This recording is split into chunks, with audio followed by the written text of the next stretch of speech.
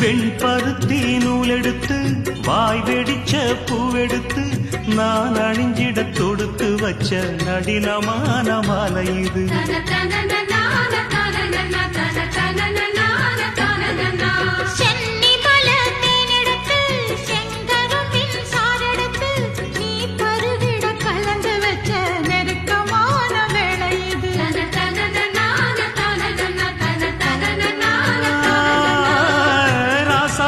உடம்பிருக்கும் ரவிக்க துணி நானாக அன்னாடம் சூடி கொள்ள ஆசை வச்சாகாதா.